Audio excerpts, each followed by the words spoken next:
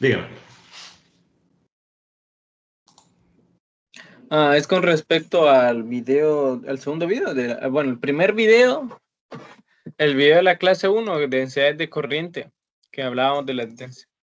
En el caso de la densidad superficial, nosotros medíamos el flujo. Usted mencionó algo sobre que el vector normal nos dice que estamos midiendo el flujo que está saliendo o entrando. Algo que me llegó a confundir. En el caso hubiera corriente que también está entrando, se toma en cuenta al momento de realizar esa integral. Digamos que así como tengo corrientes, cargas que están entrando, hay otras que están saliendo. Sí. Entonces, al realizar la integral, ¿se está tomando en cuenta esa como suma y resta o solo estamos tomando en cuenta las que tienen la misma dirección que el vector normal? Por ejemplo, es que la situación es relativa. Imagine que usted está acá. Entonces usted dice, define un vector normal. Recuerde que el vector normal usted puede definir dos. Una superficie abierta. Que la diferencia es que son opuestos, ¿no? Uno es el negativo del otro. Entonces, si está utilizando este de aquí,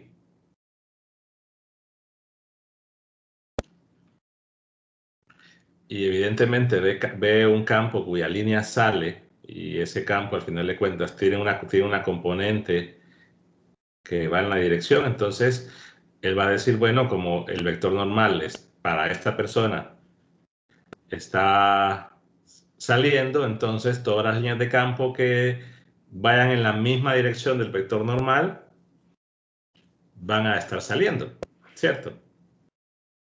En cambio, si hay una línea de campo que va en dirección contraria al vector normal, entonces esa línea, digamos, o la cara que se está moviendo, va a entrar, pensando en un flujo en general. Pero entonces decimos que si veo la integral en el caso superficial, o volumétrico primero, digamos, tengo el j.dda. Entonces, claro, recordemos que esto, como es una integral, lo que se va haciendo es agarrando todas las contribuciones para cada elemento y ver, hacer el producto punto del j con el dda, o con el vector normal, si lo quieren colocar así. Pero es una suma de todas las contribuciones. Entonces, si la contribución es positiva, quiere decir que el vector j o la componente del vector j pues va en la misma dirección del vector normal. Si el producto punto, el resultado es negativo, quiere decir que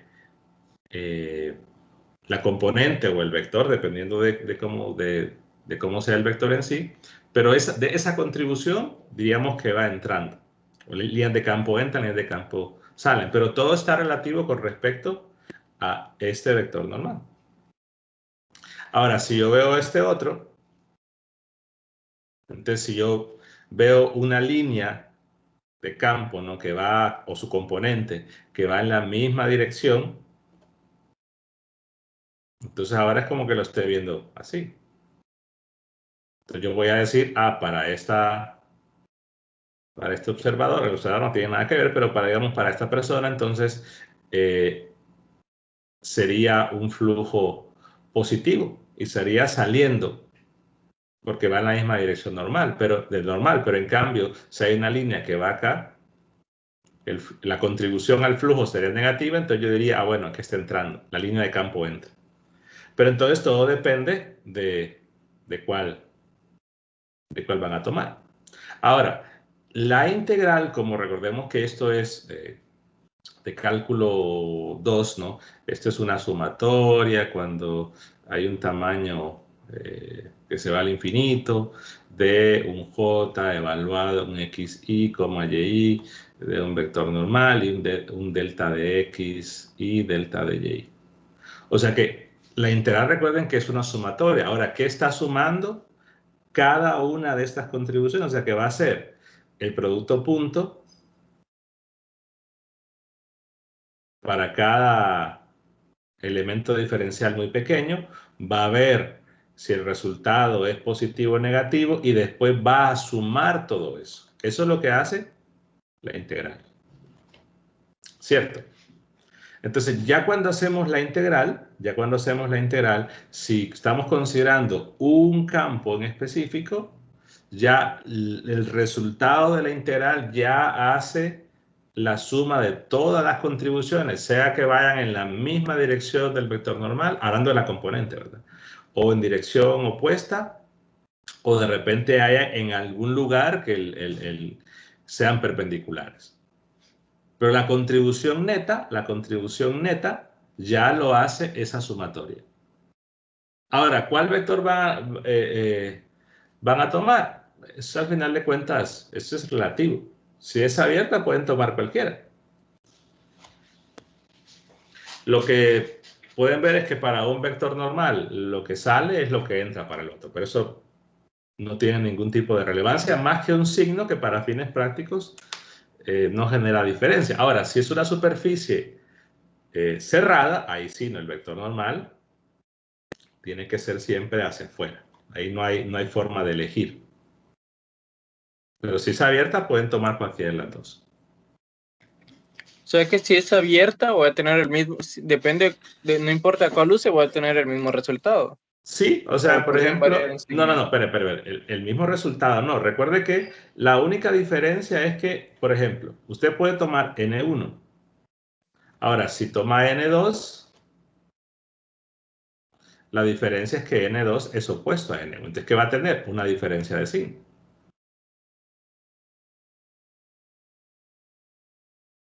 Y tiene sentido porque al ver, por ejemplo, si hay más líneas que van aquí en la dirección del vector normal, estaríamos diciendo que hay más líneas que salen de las que entran. Y en el otro caso sería al revés, que entran. Entonces vean de qué cara. Al final de cuentas es lo mismo, es decir, que por una cara estaría diciendo que me queden, por ejemplo, 5 coulomb en esta cara. Bueno, lo que estoy diciendo, y el vector normal es acá. Pensémoslo así. Yo digo, tengo el vector normal, si me queda positivo, quiere decir entonces que, qué sé yo, cada segundo están en promedio o haciendo el neto, están saliendo 5 coulombs de esa cara. Pero de este lado, ¿no? Y A en eso la quería llegar otra, yo. si usted toma la misma cara, pero toma el vector normal, los 5 coulombs tienen que pasar cada segundo. Pero aquí el resultado le va a dar negativo porque al final de cuentas lo que estamos diciendo es que la mayoría de contribuciones tiene la dirección que estoy marcando. Entonces aquí dirían, para este lado están saliendo 5 coulombs cada segundo y en este lado usted diría están entrando, pero al final de cuentas es lo mismo, ¿no? Lo que entra por una cara sale por otra.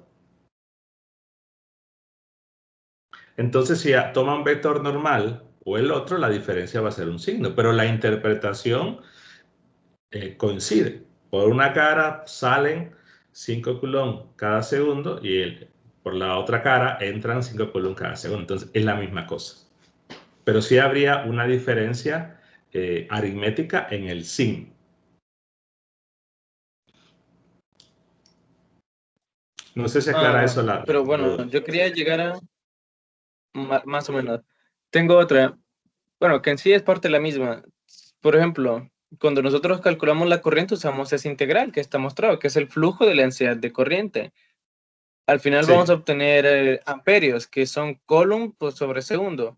sí. Entonces, en el caso que use la normal 1, digamos que obtengo 10 amperios.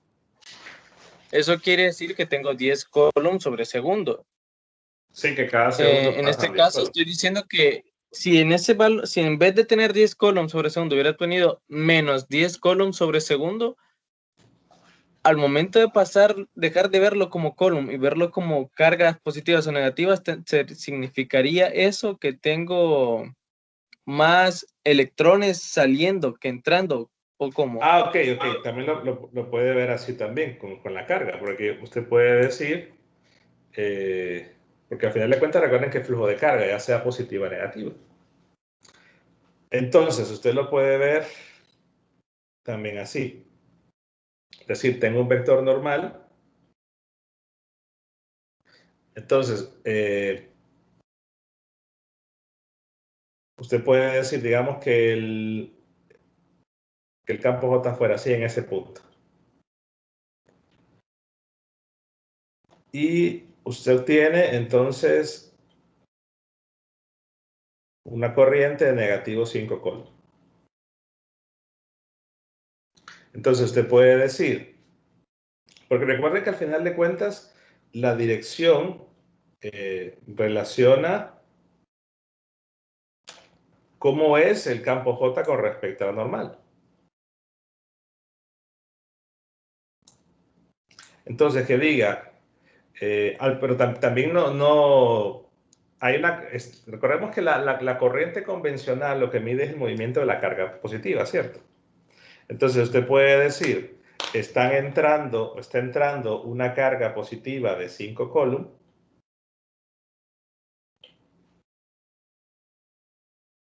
porque era negativa, o puede decir que está saliendo una carga negativa de 5 coulomb. Lo puede ver de las dos formas. Al final de cuentas, repito, la corriente no es un vector, ¿verdad? Sino, cuando hablamos de dirección de corriente nos referimos del movimiento de la carga. Normalmente se trabaja con la corriente convencional, entonces solo estamos considerando la dirección del movimiento de la carga positiva, pero perfectamente lo podría decir, están entrando 5 coulomb por segundo o están saliendo menos 5 coulomb por segundo. Entonces es la misma cosa. Solo que normalmente trabajamos con la corriente convencional, o sea, el movimiento de la carga positiva.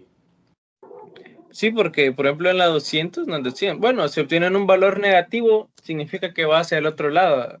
Pero ahorita que estaba viendo el video, nosotros decimos que, por ejemplo, por el campo eléctrico, los electrones van en dirección opuesta a los protones. Entonces, cuando nosotros calculamos la corriente y obtenemos un valor de 10 amperios, por ejemplo, 10 coulomb por segundo, Sí, si va en la misma dirección, decimos, bueno, están saliendo 10 coulombs sobre segundo, sí, una carga positiva. Y si lo sí, obtengo negativo, igual, recuerden que en 200 consideran el movimiento de la carga positiva, no de la negativa, al plantear leyes de Kirchhoff. Esa es una convención. Pero lo pueden ver de las dos formas, es decir, salen 5 coulomb por segundo o están entrando menos 5 coulomb por segundo. entonces podríamos decir que Pero la misma cantidad que entra en protones sería la que sale en electrones. ¿O no? sí, es que lo está pensando en un sistema donde todos están moviendo cargas positivas y negativas. Sí, después me fijé que me estoy emulando mucho, porque si tomamos solo una distribución de carga, podríamos decir que toda la distribución está hecha de cargas positivas. En ese caso ya no está ese problema, pero Es que si es tengo claro, todo eso, como no lo sí. saben, en un conductor, claro, en un conductor lo que se mueve es la carga negativa. La corriente convencional nos marca el sentido del movimiento de la carga positiva. Pero si tuviéramos, qué sé yo, iones cargados, ya sea positivos y negativos, que están moviendo, ahí ya podría conocer o podría tener los dos casos, ¿no? Que hay carga positiva y negativa que se mueve, pero en realidad no lo conoce. Pero al final de cuentas, quizás lo único que le daríamos la interpretación es a esto. O sea que nuestra respuesta va en función de la corriente convencional. Entonces diríamos, el negativo entra con respecto a ese vector normal, ¿no? Y el positivo sale con respecto al vector normal. Y así no entramos en detalle en ver si la carga que se estaba moviendo era positiva o que de repente había una mezcla que entraba positiva y negativa. No lo van a poder saber en general. Entonces, sí, entonces para no complicarme, si me sale un negativo, mejor digo, bueno, está entrando Sí, una corriente de 5 coulomb, ya lo tomamos en cuenta como la carga positiva entrando en vez de salir. Sí, Para normalmente decimos entrando y saliendo en la corriente, refiriéndonos a que es la carga neta que atraviesa, ¿no? Y es algo común, decimos el sentido de la corriente, pero por no decir el sentido del movimiento de la carga, pero no hay ningún problema en decirlo así. Ingeniero, pero Dígame. eso es igual a como decimos cuando trabajamos con circuitos, ¿verdad? Sí, es que es la misma cosa. Vuelvo a decir, por ejemplo, si yo estoy marcando un vector normal, al final de cuentas, yo lo que estoy midiendo es el flujo en esta superficie. Entonces, si me da positivo, lo que estoy diciendo es que de la suma de todas las contribuciones, al hacer el producto punto del campo J, pues da positivo. Por lo tanto, diría, ok, está la carga saliendo. Si da negativo, entonces yo digo que la carga está entrando. Entonces, lo que normalmente decimos es que le damos vuelta por la interpretación del signo negativo en la corriente convencional. Entonces, la misma cosa. Al final de cuentas, aquí estamos marcando un movimiento, un flujo neto de carga. Porque, repito, en toda la superficie podríamos tener partes donde ya viendo la carga vaya en esta dirección, o otras partes donde la carga vaya en esta dirección, y así. Entonces, este resultado ya neto evalúa todas las contribuciones, ya sea de cargas que vayan moviéndose en una dirección u otra. Lo que pasa es que estamos acostumbrados en el caso de circuitos que estamos con el caso lineal. Entonces ahí no hay, digamos, opción de que en algún lugar la carga vaya en un sentido y en otro a otro. Entonces ya el neto es el total, pero aquí, o sea que aquí, perdón, solo tendríamos una carga que se va en una sola dirección. Aquí podría haber cargas que vayan entrando, o perdón, que vayan, digamos, de derecha a izquierda o de izquierda a derecha. Pero al final de cuentas, el total como flujo evalúa la suma de todas las contribuciones para el caso de volumétrico y superficial. Para el caso puntual es exactamente el mismo que ustedes vieron en la 200 o en circuitos. No sé si aclara eso la duda.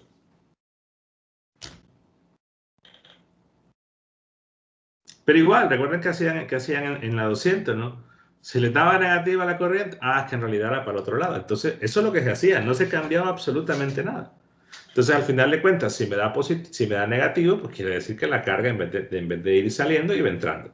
Entonces, es la misma historia, pero con el signo, al final de cuentas, y esto lo deben recordar de 200, no hacía absolutamente nada. Quizás para calcular potencia, pues ahí sí tenían que especificar, ¿no? De repente sea una fuente para ver si la fuente estaba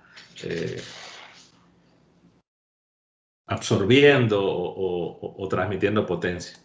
Pero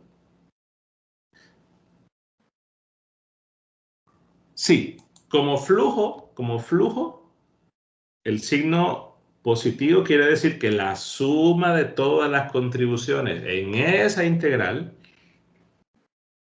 mayormente ganaron las que van al vector normal. Y que de negativo es que la suma de las contribuciones en la integral eran más las que iban en el sentido contrario. Lo pueden ver así. Ingeniero, una pregunta ahí, disculpe. Cuando dice la suma de contribuciones, yo entiendo la ley de Kirchhoff que dice que las corrientes es igual a cero, pero en su video no nos mostró eso, solamente en el caso de corrientes estacionarias. ¿Qué son esas corrientes estacionarias, ingeniero? Constantes. No, en el video lo que demuestra es que la suma de las corrientes no siempre es cero, que la ley de Kirchhoff no siempre se cumple en los circuitos reales, a frecuencias altas. Es que vamos a ver, quizás aquí las situaciones que usted, en circuitos o en la 200, lo que consideran no es una situación, o lo que consideran es el caso del conductor, ¿no? Que al final de cuentas el tamaño es insignificante y no lo están viendo como un flujo. Aquí lo que estamos diciendo es, podría haber, en el caso macroscópico, ¿no? Que carga venga así y que la carga atraviese una región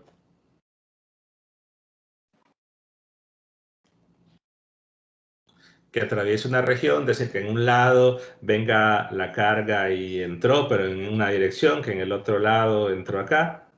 Y claro, recuerden que la densidad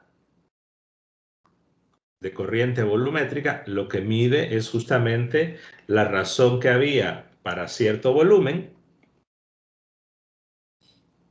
entre la carga, la velocidad y lo dividíamos entre el volumen.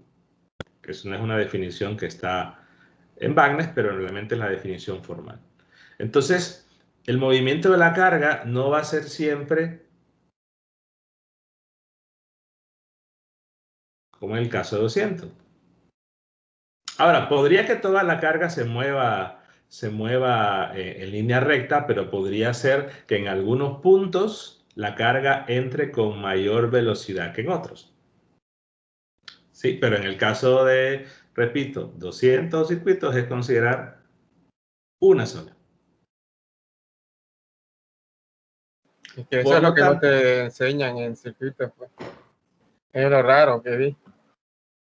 es que en realidad hasta cierto punto, o para los fines prácticos, no va a hacer falta. Por ejemplo, hay un recurso que se llama los circuitos en el mundo real, que ahí va viendo que realmente un capacitor, un inductor, cuando ya hay presencia de corrientes que dependan del tiempo, en el caso de por ejemplo, las senoidales, entonces ya hay otros efectos.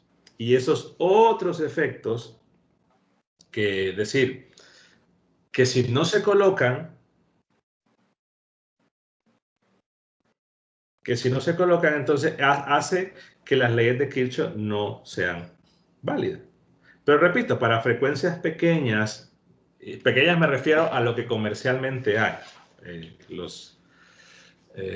Lo que hay aquí de los 60 o los 50 que hay en Europa. Entonces, para frecuencias pequeñas, esos efectos, repito, de los circuitos en el mundo real, o sea, qué sucede con el inductor o un capacitor. Y por eso pongo el ejemplo del transformador. En el transformador, la mayoría solo ve así, solo ve la bobina. Pero ya cuando van a estudiar pérdidas y todo lo demás, bueno, le dicen ahí, aquí sí no me acuerdo muy bien, pero que había, no, aquí sí, creo que había un equivalente, bueno, no sé si llevaron máquinas, ya empiezan a calcular, hay una resistencia interna y hay un efecto de capacitor. ¿Y eso qué lo produce? El efecto que tiene la corriente variable en el tiempo. O de repente la misma pérdida por cada hora, o un montón de cosas, pero ya la realidad es que ya vamos agregando otras cosas. Creo que alguien más preguntó.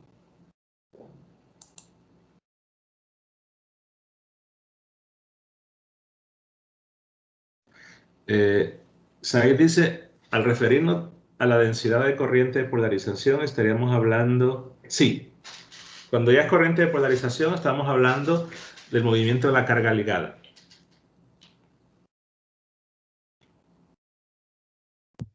Pero, bueno, buenas tardes, dinero. Pero ahí la corriente ligada estaríamos hablando de volumétrica y superficial. Es que el compañero pregunta solo por la superficial. No, de la que tengan. O sea, es decir, recuerden que en el dieléctrico, al final de cuentas, la carga total debe ser cero, ¿no? Ahora, cuando este se polariza, por la razón que sea, va a aparecer una densidad volumétrica y una densidad superficial dependiendo de cómo es la polarización, porque hay que calcular el gradiente y hay que calcular un producto punto. Y ahí surge, bueno, aquí sería menos.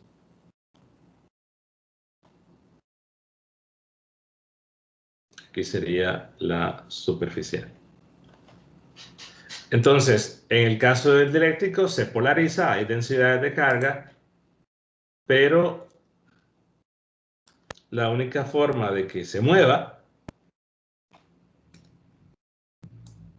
es que agarre. Yo suelo decir un movimiento mecánico, pero quizás lo encasillo en que ahí tiene que haber algo como una mano o algo que esté girando, pero en realidad puede ser un movimiento externo. Solo pensemos en una nube, en el cielo, ¿no? Una nube cargada y que de repente hay una diferencia de presión o hay el viento. Es decir, hay un factor diferente a algo mecánico, pero todo lo puedo encasillar en eso.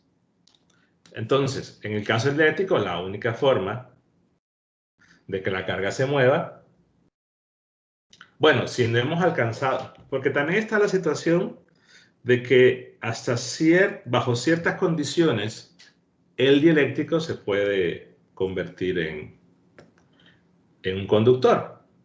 Decimos que se rompe la capacidad dieléctrica de él. Hay ciertas condiciones que están fuera del alcance del curso, pero ahí, repito, la mayoría, bueno, no sé en qué clases van en la carrera, pero saben que el aire puede conducir, ¿no? Hay de repente cierta potencial, depende también las condiciones atmosféricas. Creo que le llaman a esto, si no me equivoco, efecto corona. Que el aire es el ejemplo más claro que se puede volver conductor. Si obviamos eso, porque no es parte del alcance del curso, entonces la única forma de que esta carga en el dieléctrico se vaya a mover es que agarramos el objeto y se mueve de alguna forma. Lo ponemos a girar o yo le suelo llamar movimiento mecánico. Pero repito, pueden ser los dos tipos de carga. Depende cuáles hay. No sé si aclara la duda.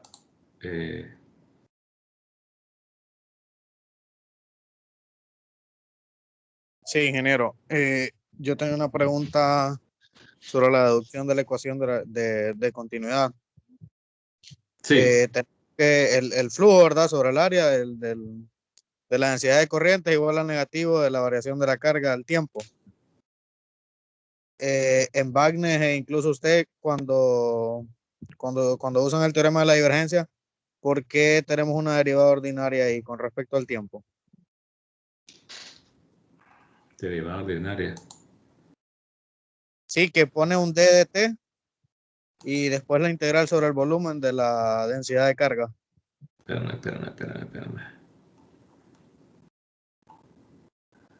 No, creo que no tengo. Ah, sí, creo que tengo los apuntes acá.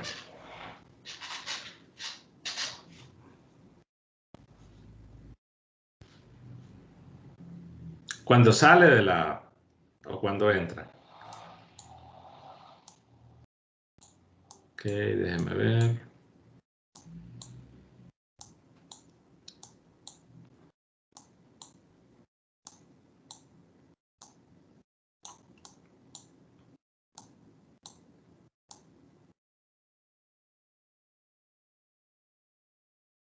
Ah, ok, acá. No sé si se refiere a esta parte. Sí, ¿Por qué esa pasa parte. de ordinaria a parcial? De hecho, más que todo es cuando pasa ahí del diferencial de la carga total a d de t integral de la densidad de carga. Arribita.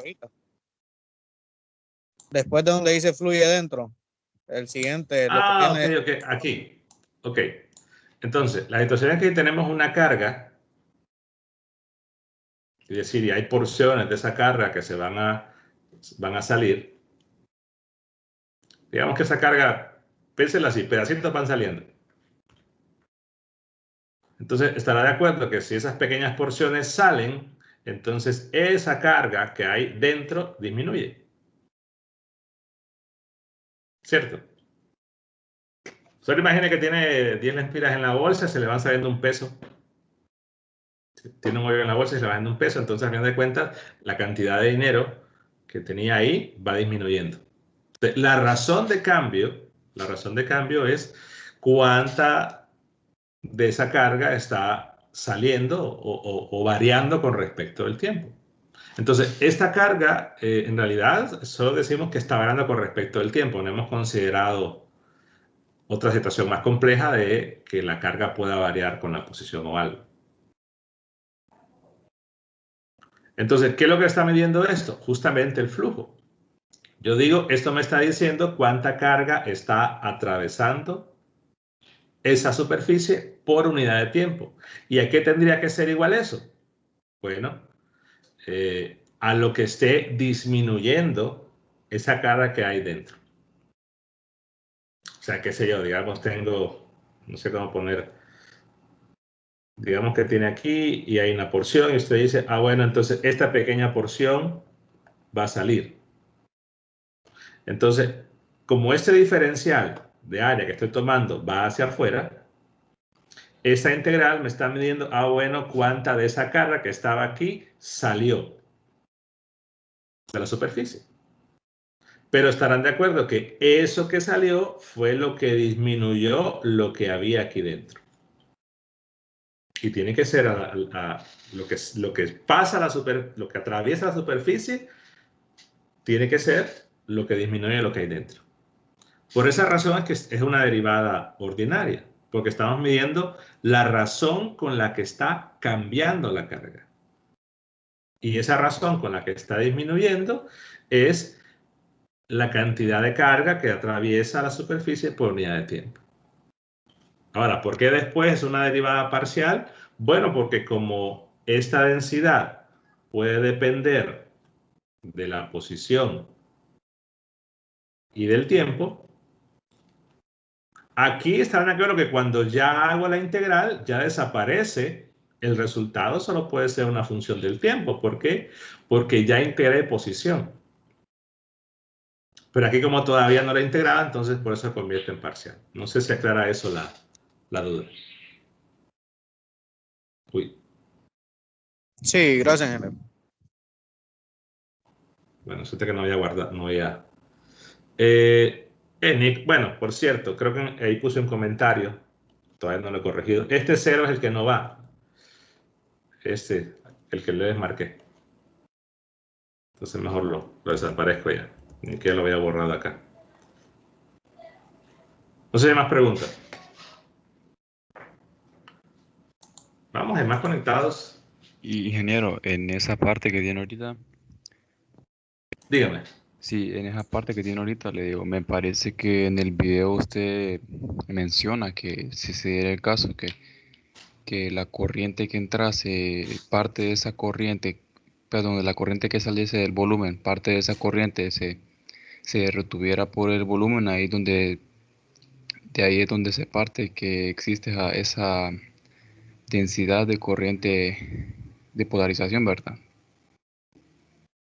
No, es que la polarización es asociada directamente a un dieléctrico. Bueno, es que tendría que recordar una parte específica.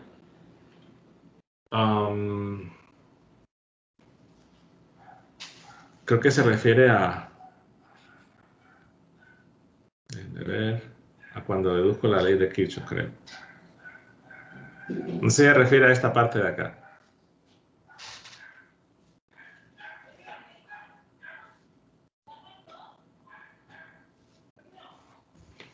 Sí, a esa parte es.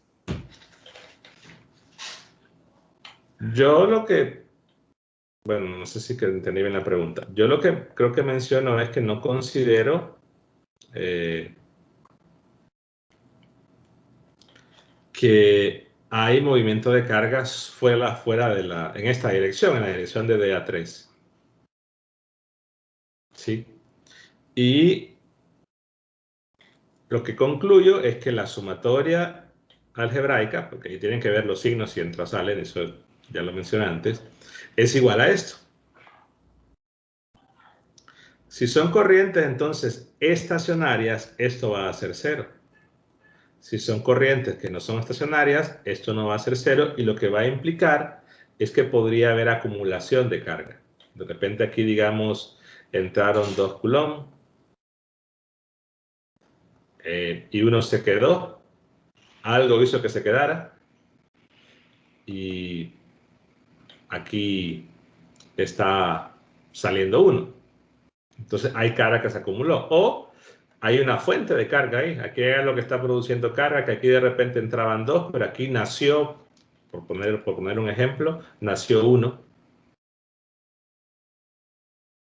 Y entonces ahora salen 3.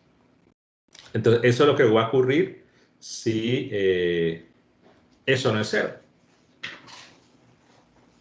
Ahora, lo que vuelvo a mencionar es que no se cumple en el caso de corrientes variables, pero si las frecuencias son pequeñas, la aproximación que se hace es la que ustedes trabajan y sigue funcionando.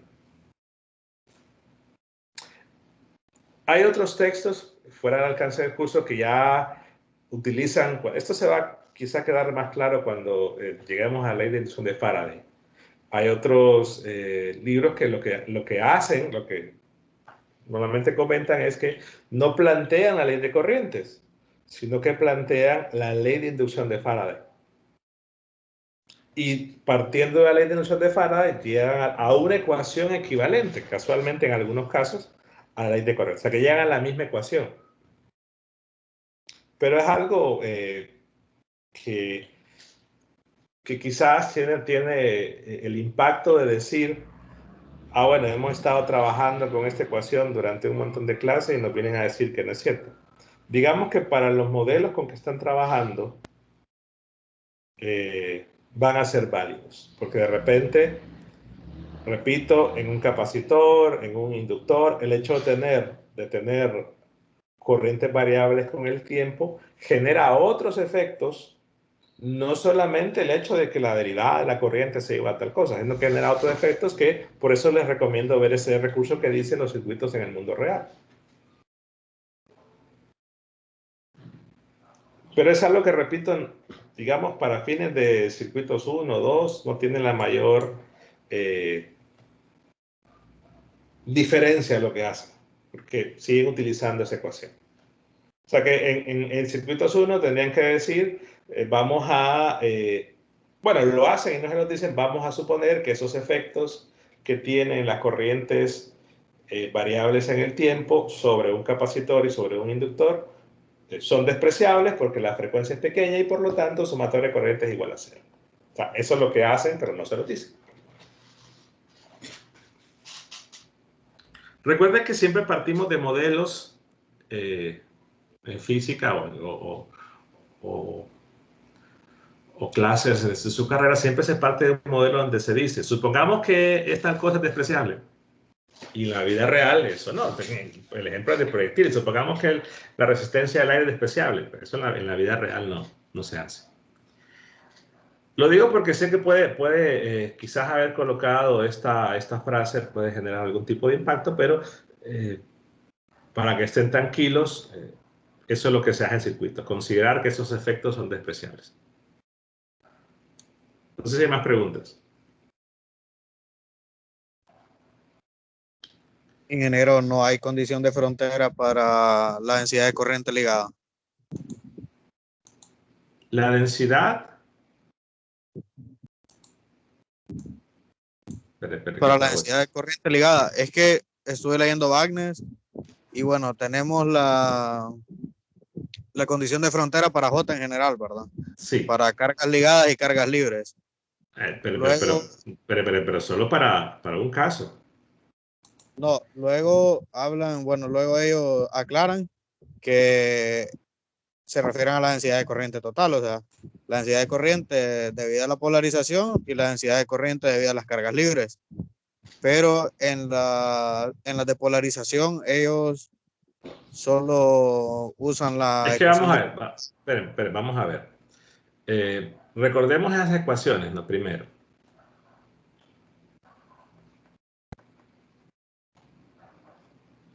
Que son del capítulo 9, que una tiene que ver con la divergencia de ese campo y otra tiene que ver con el rotacional de ese campo cualquiera.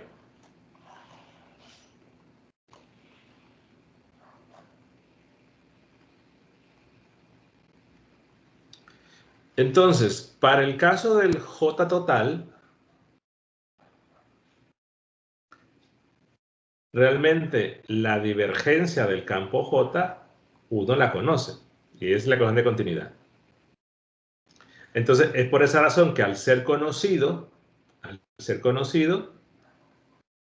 yo puedo decir entonces, lo conozco y puedo establecer condiciones para él. En el caso de, si fuera otro campo, usted tiene que decir cuándo, o saber, para cualquier caso, no en casos específicos, no, para todo caso, cuánto es la divergencia del J de polarización. Entonces, si puede establecer cuánto es esto, usted va a poder venir acá y establecer las condiciones. En ambos casos, que si usted conoce cuánto es la divergencia de ese campo y el rotacional de ese campo, pues va a poder establecer condiciones, si no, no. Entonces, para el J total, lo sabe, que es la variación de la densidad de carga con respecto al tiempo, bueno, un negativo. Pero si no conoce cuánto es esto, no pueden haber, repito, condiciones. Igual, yo pongo el ejemplo, por ejemplo, ¿cuánto es el rotacional de J total? ¿Se sabe en todo caso? No. ¿Para qué caso? Solamente, bueno, en primer lugar, cuando es un conductor, que tenemos la ley de Ohm. Y supongamos que es IHL. Si es IHL, usted dice, rotacional de J va a ser el sigma por rotacional de E. Y si estamos considerando situaciones donde el campo eléctrico es conservativo, este es 0 y va a poder decir cuánto es la divergencia de J, perdón, el rotacional de J para ese caso específicamente, pero como no es en general, usted no tiene una condición para las componentes tangenciales de J. No la tiene porque no sabe, no hay una ley que me diga cuánto es el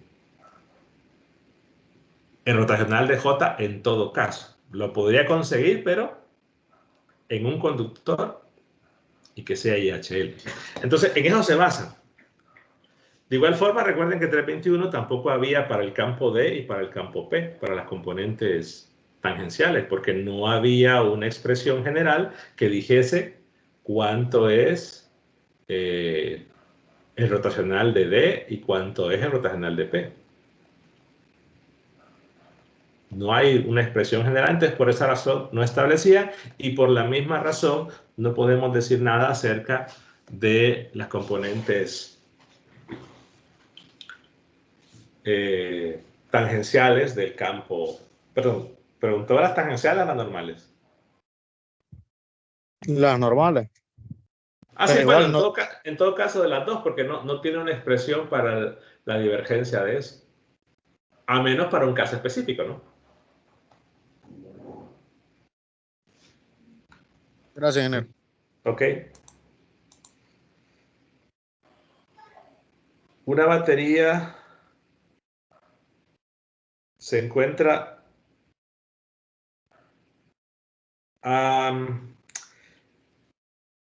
recordemos que aquí la producción es un proceso químico que se da. Entonces, tratar de cuantificar o establecer una ecuación dentro de una batería va a ser muy diferente a establecer una analogía, porque en un conductor en equilibrio sabíamos que la carga se dejaba de mover porque había una influencia externa, pero en el caso de una batería es un proceso químico. Entonces ya modelarlo haciendo una comparación no se va a poder porque es algo completamente distinto.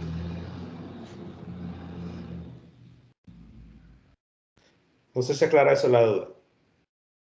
Creo que haya colocado, no, creo que no hay. Puedo buscar un recurso, creo que hay una animación del proceso químico de una batería, pero es algo que no lo va a poder hacer, no va a poder hacer la comparación. Concluye que no es conservativo porque tiene que estar constantemente produciendo en ese camino cerrado, digamos, lo necesario para que la carga se mueve. Por eso es que al final de cuentas la integral de línea en todo el circuito no daba cero.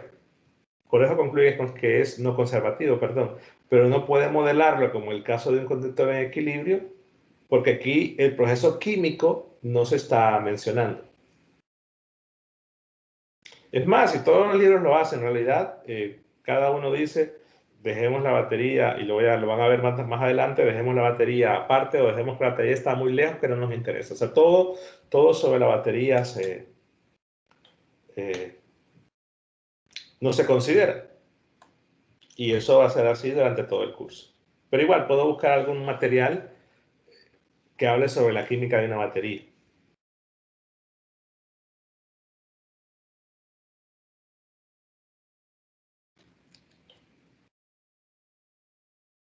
No sé más preguntas.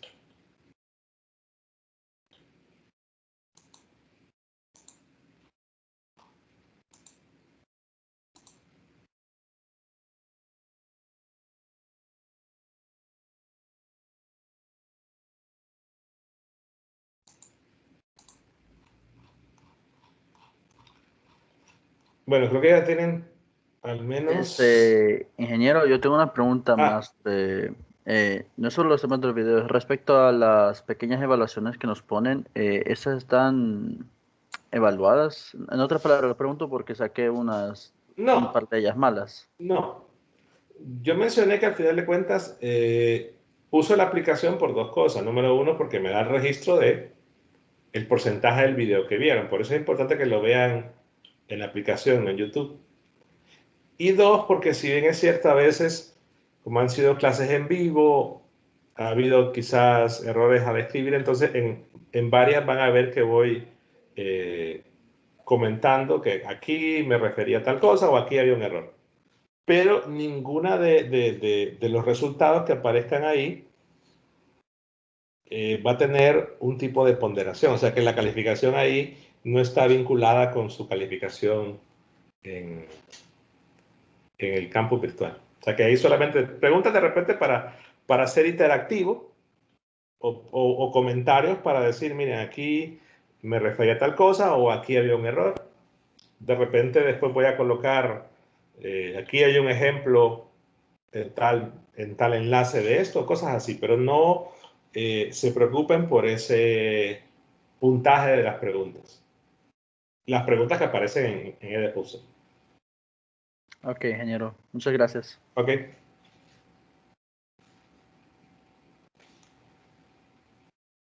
Bueno, estamos sobre la hora. Entonces ya quizás tendrían que haber visto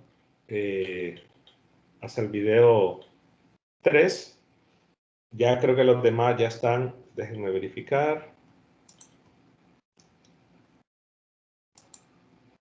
Si tienen hasta la clase 5 ya tienen en EdPuzzle, ya pueden avanzar. Digamos, para el lunes es más que suficiente. También creo que les mencioné algo de una guía que había ahí de práctica, no es una guía para entregar en el aula virtual.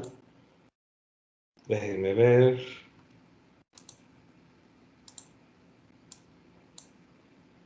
Que es la que aparece aquí. Bueno, hoy la voy a actualizar, pero ya hay un tipo de ejercicio, los primeros, que ya van a poder ir trabajando cuando vean el video que dice clase 5. De esos no hay muchos ejemplos así. En Wagner, creo que en Wagner solo de calcular corrientes superficiales, creo que solo hay uno. Aquí hay varios para que lo puedan ir trabajando. Entonces, vayan avanzando con los recursos. Igual, cualquier consulta que pueda surgir, la pueden hacer por el correo, la pueden hacer por la aplicación, pero ya el día lunes ya vamos a hacer comentarios de ejercicios. Recuerden que la participación que comenta en la evaluación representa estar presente en la videoconferencia, hacer preguntas y responder preguntas. De repente ahorita no he tenido chance de preguntar yo porque han estado preguntando ustedes, pero ya el lunes sí vamos a hacer algunas consultas a ustedes. Sí, también por el grupo. Igual pueden preguntar por el grupo, por forma individual o por el correo. Bueno, si no hay más preguntas, más tarde va a estar la grabación disponible en el aula virtual. Que pasen buenas noches.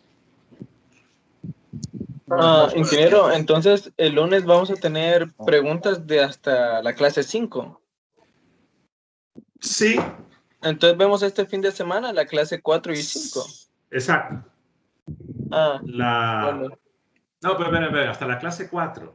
Déjenme ver.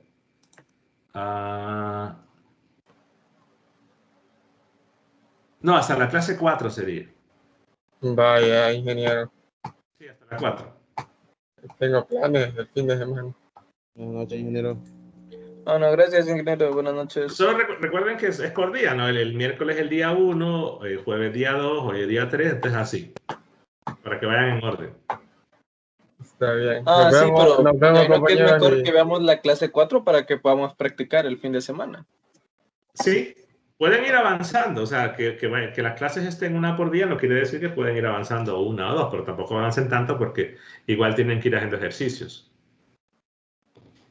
Bueno, nos vemos entonces. Nos vemos. Nos vemos. Nos vemos. Buenas noches. Buenas noches. Buenas noches, compañeros.